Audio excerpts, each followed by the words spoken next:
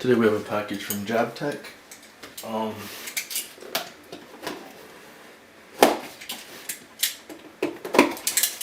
Should be the second to last part of my water filling system.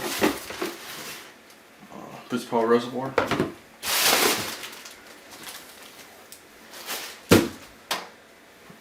This thing is the Water Tank Z Multi 150.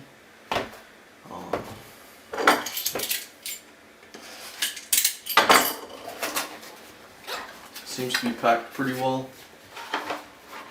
keeping it protected.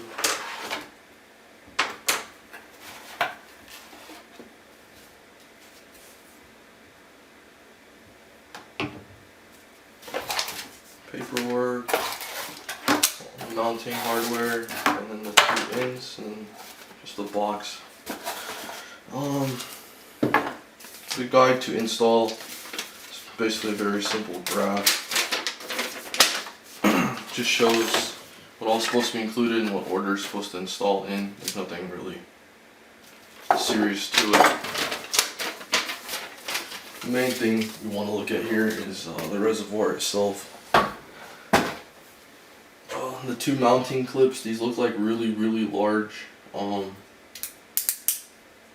just tighteners that you would get with the SwiftTech, or at least you used to get with the SwiftTech fittings that would tighten down on your hose. This looks just exactly like that, except a large size. In this case, I think it would actually work really well. Just be able to tighten it down so that it holds, and then if you want to get it off, you just slide it and it comes right off.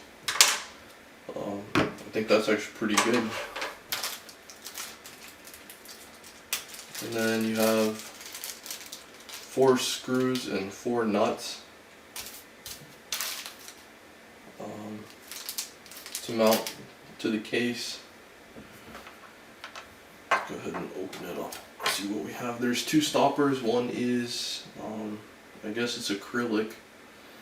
Has room for an LED, and the other one I think is chrome plated and some metal. Here are the 2 ends. One side seems to have a tube on it, and the other side has this so-called anti-cyclone, where you put a fitting on this side, and there's 3 holes that it comes out of, so that when it's mounted and the water's flowing through, it hits the sides and then flows down, as opposed to, I guess, causing a cyclone, but I will not be using this. And let's see this other side. So this tube, I'm not sure, but I think it gets, at least the material wise, it certainly gets thinner on the end. So it starts thick and then it's like pressurized, I guess. I'm not sure if they're planning, if this was designed to be an inlet or outlet. I'm not sure, nor do I really care, to be honest, because I probably will not be using this either. I'm going to have a special tube where this is going to be the top, and a tube similar to this, but I guess one that's thicker, mounted through, mounting to the top, and it'll run about halfway down. That way the water flows straight down when it comes back in, and then this, I guess, normally would be the top fill port is going to become my inlet into the pump. So I have the last piece that I'm waiting on is a coupling, a male to male, to connect this piece, which is the bottom of my reservoir, to the top of my pump. I'll get a video of that once it all comes in to show how I'm planning on mounting this. Otherwise, this seems really well built. The thing I can note for sure is that these Delrin or acetal, whatever you want to call them, the same material, it's just a different name. They're very well milled. I'm extremely surprised how clean it is. I've seen multiple other companies, including SwiftTech, and they're just they don't come up to the quality of these. They're not. So I'm very surprised. It's a good surprise, certainly. Let's see.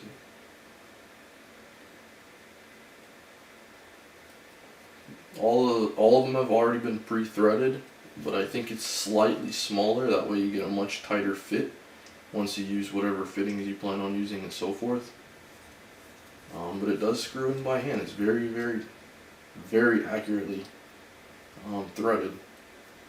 And this is approximately how it's going to be for me. Just pretend this is going to be a different tube.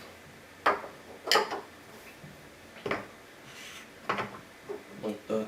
And then this will be an inlet, and coupling will be on the bottom. So overall this looks very good. The thickness is pretty thick. The threading looks good. The tube itself looks good.